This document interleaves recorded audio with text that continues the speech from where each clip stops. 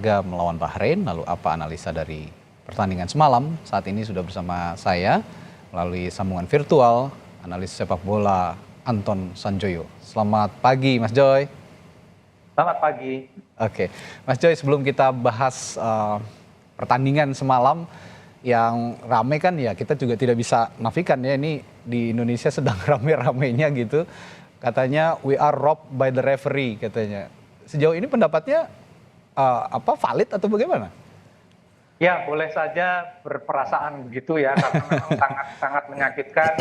Sudah leading 2-1 sampai menit ke 90 plus berapa itu, kemudian disamakan kedudukannya setelah lewat dari added time yang dianjurkan. Ya. Saya harus katakan dianjurkan oleh inspektur pertandingan atau fourth official. Fourth official. Nah, persoalannya adalah siapa yang berhak menentukan waktu pertandingan itu, ya. Jadi dianjurkan oleh fourth official 6 menit. Tapi wasit memutuskan sampai dengan 10 menit ya, kalau nggak salah. Sampai ya, hampir 10 menit. Gitu loh. Tapi itu masih dalam koridor aturan. Karena begini, jadi si wasit utama ini boleh menambahkan sesuai dengan feelingnya. Jadi kalau dia bilang, dia pikir feelingnya bahwa ada delay waktu, ada delay yang terkait dengan hal teknis, dia boleh menambahkan. Yang tidak boleh itu mengurangi. Ya, kalau misalnya dianjurkan 6 menit, dia kurangi jadi 4 menit, itu ya nggak boleh. Tapi kalau dianjurkan 6 menit ditambah sampai 10 menit, itu menurut saya masih dalam tahap yang wajar, gitu ya. Memang sangat menyakitkan bagi Indonesia, tapi itu sesuai dengan pasal 7 aturan FIFA atau IFAB, dan di pasal 7 ayat 3, soal allowance untuk waktu yang terbuang. Jadi menurut saya ya, Indonesia, supporter Indonesia boleh jengkel, marah, kesel lah.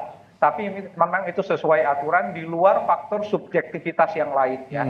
Jadi memang kan ada narasi ini wasitnya kok dari Jazirah Arab, ini tidak melanggar azas kepantasan dan macam-macam, itu boleh saja. Dan Indonesia boleh saja juga melayangkan surat protes dan macam-macam. Tapi harus diingat bahwa ini masih sesuai dengan rules of the game dari IFAB dan FIFA. Jadi menurut saya, kalaupun Indonesia protes, dengan segala maaf saya harus mengatakan kemungkinan besar juga akan ditolak. Karena kalau dari 6 nambah jadi 10, menurut saya masih wajar. Kecuali kalau dari 6 nambah sampai 30 menit. Nah, itu udah nggak wajar, dan ini wasit memang harus disanksi. Karena semua badan kan ada majelis untuk mengevaluasi. Ada komite wasit AFC juga, pasti akan dievaluasi. Oke, ini berarti berdasarkan aturan atau rules yang tertera di International Football Association Board ya, begitu ya, Bung Joy ya. Nah, tapi begini Bung Joy, saya mau mendudukan posisinya, kalau dalam kondisi tadi malam, timnas kita kan sedang dalam keadaan leading, dalam keadaan menang gitu 2-1. Menurut Anda pertimbangan wasit yang paling utama menambahkan waktu lebih dari 6 menit sebagaimana yang sudah ditetapkan oleh fourth official gitu ya, menjadi hampir 9 menit. Apa ada insiden yang benar-benar krusial untuk menambahkan waktu lebih dari 6 menit, hampir 3 menit ditambahkan lagi dari additional time? Kalau pandangan objektivitas saya, profesional, itu memang tidak ada. Tidak ada? Memang tidak ada. Jadi memang ini sangat kontroversial lah, karena di dalam tambahan waktu yang ditetapkan oleh fourth official 6 menit, itu memang tidak terjadi apa-apa juga. Tidak ada delay, paling kalau ada delay 1 menit lah gitu ya. Mungkin ada yang sakit atau kiper lama-lama pegang bola, paling cuma 1 menit gitu loh. Jadi memang ini subjektivitas wasit yang mengarah kepada ketidakadilan. Nah, ini yang barangkali akan menjadi fokus pada protesnya PSSI terhadap AFC gitu loh, soal ketidakadilan itu. Karena memang, tapi kan semuanya pasti nanti akan dibalikkan. Saya bicara pahit dulu, semua akan dibalikkan. Loh, itu kan sesuai dengan rules gitu. Dan semuanya tergantung pada subjektivitas. Bahkan kalau kita bicara VAR misalnya, wasit itu boleh nolak VAR gitu loh. Yang menentukan ini harus VAR atau tidak kan wasit VAR gitu loh. Dia akan bicara kepada wasit, ini tolong dievaluasi. Tapi kalau wasitnya bilang saya nggak mau evaluasi, boleh juga gitu. Jadi ya semuanya memang sangat besar peran dari wasit utama di lapangan. Ini ya fakta yang harus diterima oleh semua pihak. Oke, tapi begini, oke itu berdasarkan rules begitu ya dari IFAB. Tapi perlukah ada revisi? Karena begini, kalau memang hal ini mungkin ya terus-menerus dibiarkan dan wasit punya objection, punya hak penuh begitu untuk menambah waktu yang sudah ditentukan oleh fourth official untuk additional time. Dan dalam kondisi posisi seperti tadi malam misalnya kita sedang leading dan ini ujung-ujungnya malah merugikan tim yang sedang leading begitu. Apakah perlu ada revisi atau perubahan rules itu, Bung Joy? Ya kalau revisi perubahan rules semua harus diusulkan karena IFAB itu terbuka kan sifatnya gitu loh. Jadi kalau misalnya ini ada protes dari Indonesia lalu ada protes dari yang lain mungkin akan dipertimbangkan untuk barangkali misalnya kalaupun wasit boleh menambah itu tambahannya tidak boleh lebih dari 20% misalnya atau tidak boleh lebih dari 50% dari waktu yang ditentukan. Nah itu bisa diusulkan. Tapi kalau kita bicara dalam kondisi Indonesia yang sedang leading gitu kan kadang-kadang mungkin Indonesia juga sedang kalah. Sedang ketinggalan.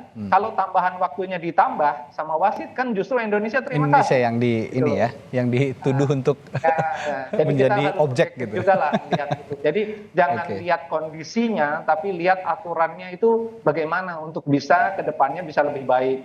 Dan menurut saya harus diusulkan ke IFAB bahwa tambahan waktu boleh dilakukan oleh wasit, tapi tidak boleh misalnya 30%, 50% dari waktu yang dilakukan oleh court official. Barangkali itu lebih efektif.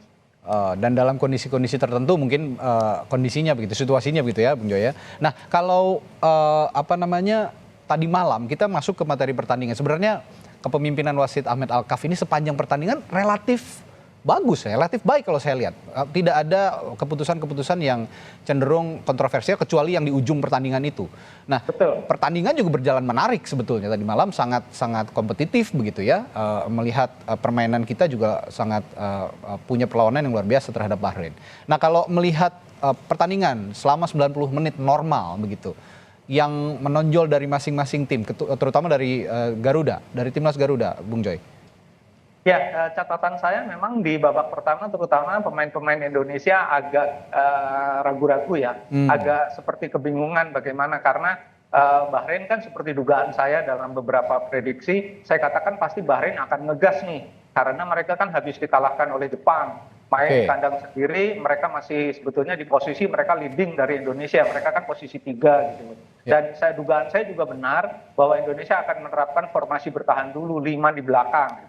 Dan tapi yang agak mengherankan saya Nathan nggak main, ya kan? Yang kedua menurut saya formasinya di tengah agak Malik Rizaldi tampil bagus ya, cuma di tengah menurut saya Sandy Walsh dan di belakang Jordi Amat tidak terlalu perannya tidak terlalu bagus sehingga kemudian memang Indonesia mengalami tekanan yang hebat di babak pertama dan itu kemudian bisa dievaluasi oleh Sintayong di babak kedua kemudian mengganti sejumlah pemain dan Indonesia jauh lebih bagus mainnya di babak kedua bahkan sempat leading sampai dengan akhir pertandingan sebetulnya kan gitu loh. Jadi overall sebetulnya ini pertandingan yang betul seperti Anda katakan sangat kompetitif, sangat seimbang. Saya malah pegang Indonesia harusnya tetap bisa menang ya. Karena memang faktor di mana determinasi terutama di babak kedua itu sangat menonjol dan ketika pemain-pemain itu ada penggantian, Rizky masuk, kemudian Eliano masuk, Marcelino masuk, itu merubah semua konstelasi pertandingan dan membuat Indonesia justru leading meskipun tetap ditekan oleh Bahrain. Jadi rasanya sih formasi yang babak kedua terutama itu akan menjadi formasi utama nanti di pertandingan selanjutnya melawan Tiongkok. Oke, nah ada satu pemain yang disoroti juga melakukan debutnya tadi malam di Timnas Indonesia, Mace Helgers. Ini sosok yang ditunggu-tunggu dan akhirnya menjadi sentral perhatian juga tadi malam. Sejauh ini performanya bagaimana, Bung Joy? So far saya sangat terkesan ya, karena tadinya saya ragu apa dia bisa seperti Jai yang bisa langsung tune in dengan tim. Ternyata dia memang sedikit butuh waktu lah ya, 15-20 menit dia masih agak grogi di lapangan, beberapa kali kehilangan bola juga, salah passing di sektor kanan, tapi setelah itu oke banget. Tapi kita harus ingat dia main di Eredivisie. Dia main di divisi utama Belanda gitu loh. Jadi memang secara pengalaman, secara intuisi memang sudah sangat bagus. Jadi kalau dia bisa tampil sebaik Jai di debutnya menurut saya ya itu nggak mengherankan lah. Jadi ya nilai saya 8 lah untuk Oke. Miss ya. Nah, untuk Mace 8, bagaimana dengan Eliano Reinders? Reinders masih butuh waktu menurut saya. Oh. Tapi ini pemain kan utility ya. Ya. Jadi memang dia butuh pemain utility itu bagusnya dia bisa main di banyak posisi, tapi dia kurang bagusnya dia adaptasinya dengan kiri kanannya, pemain yang berdampingan dengan dia harus agak lama. Kemarin belum kelihatan ya, tapi menurut saya masuknya dia membuat kepercayaan diri pemain lain itu tambah bagus. Dan itu terlihat kan setelah menit ke-75 setelah strike bikin gol kan Indonesia betul sebetulnya sangat confidence mainnya, dan itu kelihatan betul dari ball possession yang nambah daripada sejak babak pertama. Jadi ini rasanya sih ya tambahan 2 pemain ini memang menambah kekuatan. Ya bagaimanapun kan mereka main divisi 1 Belanda. Tidak mengherankan karena kan Belanda kita tahu punya root sepak bola yang sangat bagus. Bahkan ajarannya Will Pulver itu sekarang masih dipakai di banyak negara. Oke. Nah, ada dua pemain juga yang jadi sorotan. Posisi yang menarik ini posisinya Ragnar Ortmangun dan Tom Haye. Ini sepertinya sudah tidak bisa diganggu lagi karena memang posisinya sangat vital tadi malam kalau saya lihat. Bagaimana peran 2 pemain ini melihat kontribusinya kepada ujung tombak juga menunjang Rafael Strijk di depan, dan kalau saya lihat juga fisik Tom Haye juga tidak terlalu prima di babak kedua sehingga harus digantikan oleh Nathan Chuaon. Bagaimana peran keduanya, Bung Joy? Ya, saya rasa memang Sintayong memilih Tom Haye karena opsi untuk menyerang lebih bagus dibandingkan Nathan yang lebih defensive midfielder ya. Tapi memang Ragnar Ortmangun menurut saya kualitasnya memang prima. Dia bisa main di kiri, bisa main di kanan, bisa main di sentral gitu loh. Cuma memang yang perlu lebih beradaptasi Rafael Strijk. Meskipun dia mencetak gol, menurut saya pergerakannya sampai ke lini tengah itu memang butuh konsistensi yang sangat baik. Nah ini yang belum kelihatan. Untung dia mencetak gol gitu ya. Tapi dengan gol kemarin rasanya sih memang dia akan tetap dipertahankan sebagai pemain pada posisi nomor punggung 9. Artinya dia akan tetap akan menjadi target man. Sementara antara Tom Haye, Nathan atau Marcelino menurut saya masih bisa digonta-ganti. Tapi menurut saya yang tidak tergantikan adalah Ortmangun dan Rafael Strijk. Karena menurut saya 2 pemain ini memang punya kelebihan dalam determinasi. Kalau kehilangan bola mereka langsung turun. Ortmangun apalagi berani tackling di lini tengah. Jadi rasanya sih dia memang pemain yang harus dipunyai oleh tim seperti Indonesia. Oke. Saya sepakat dengan pernyataan Anda di media sosial, Bung Joy. Jangan berlama-lama melihat pertandingan yang kemarin itu. Kita harus gaspol lihat matap ke depan gitu. Karena ada Tiongkok di depan. Bertandang ke Tiongkok juga tidak mudah. Yang selalu menjadi kerepotan buat timnas kita dalam pertemuan belakangan begitu. Nah, tapi Tiongkok ini selalu kalah dalam 3 pertandingan kualifikasi Piala Dunia. Sejauh ini Anda melihat apa yang menjadi kekuatan Tiongkok dan apa yang harus diwaspadai oleh timnas Garuda?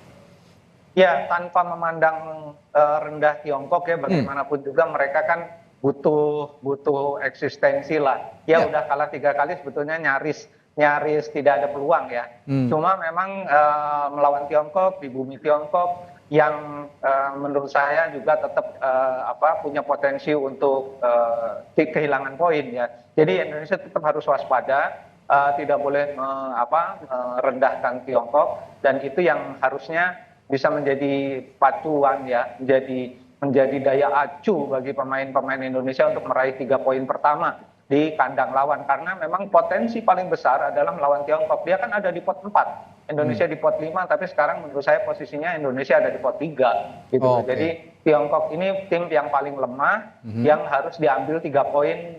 Mau main di mana aja harus ambil 3 poin dari Tiongkok. Ini yang harus dicatat oleh teman-teman di timnas, terutama pelatih Sintayong ya, tatap ke depan begitu. Saya juga setuju dengan Anda, Bung Joy. Nah, kalau sepak bola itu kan bukan hanya satu faktor yang bisa mempengaruhi kemenangan gitu ya. Selain matematika, kita ngelihat kalau misalnya Jepang membantai Bahrain 5-0, tapi Bahrain berhasil kita tahan 2-2 di kandang Bahrain gitu. Kalau analoginya secara matematika, ya Indonesia bisa cukup mengimbangi Jepang lah kira-kira. Begitu kalau melihat matematika. Tapi kan tidak hanya faktor itu saja yang harus dilihat. Nah, Indonesia bersama Jepang ini jadi tim yang belum pernah kalah sebenarnya sampai saat ini. Artinya untuk bisa lolos di sisa laga kandang harus diakhiri semua dengan kemenangan kah, Bung Joy? Lawan Cina dulu 3 poin, kemudian curi poin lawan Jepang. Itu tugas yang agak mustahil, tapi harusnya sih bisa ya. Mudah-mudahan Jepang sudah merasa lolos gitu ya, sehingga mainnya nggak terlalu force gitu ya. Nggak terlalu pol gitu ya ngelawannya. Jadi agak santai lah lawan Indonesia gitu ya. Karena kan mereka sebetulnya ya udah pasti lolos lah gitu kira-kira ya. Mereka kan menang terus. Jadi harusnya sih bisa curi poin. Tapi memang harus hati-hati, kita masih harus menjamu harus dijamu Australia, kemudian kita akan menjamu Bahrain, kita akan menjamu Tiongkok juga gitu loh. Jadi kalau bisa menang 2 saja dari sisa laga terakhir, menurut saya posisi 4 grup sudah bisa dipegang. Itu sudah agak jaminan. Kalau posisi 4 kan kita bisa ikut di putaran keempat gitu loh. Ya syukur-syukur bisa posisi 3. Kalau posisi 2 menurut saya saingan dengan Arab Saudi atau Australia agak berat. Tapi posisi 3 dan atau posisi 4 menurut saya sangat-sangat possible. Posisi 3 dan 4 sangat possible dan harus memenangi 6 laga setidaknya ya dari semua laga yang tersisa untuk bisa masuk ke fase berikutnya. Kita doakan bersama Bung Joy, kita juga punya harapan luas, publik punya harapan luas terhadap sepak bola Indonesia yang punya cita-cita masuk di Piala Dunia 2026. Dan apapun yang terjadi tadi malam, saya sepakat dengan Bung Joy, kita tatap ke depan, gaspol aja ke depan, jangan terlalu lama berkutat dengan kejadian tadi malam yang dibilang wasitnya kontroversial dan segala macamnya itu. Baik, terima kasih Bung Anton Sanjoyo, analis sepak bola senior yang telah bergabung bersama Sapa Indonesia Pagi dengan perspektifnya. Terima kasih Bung Joy, sehat selalu. Sama-sama, terima kasih.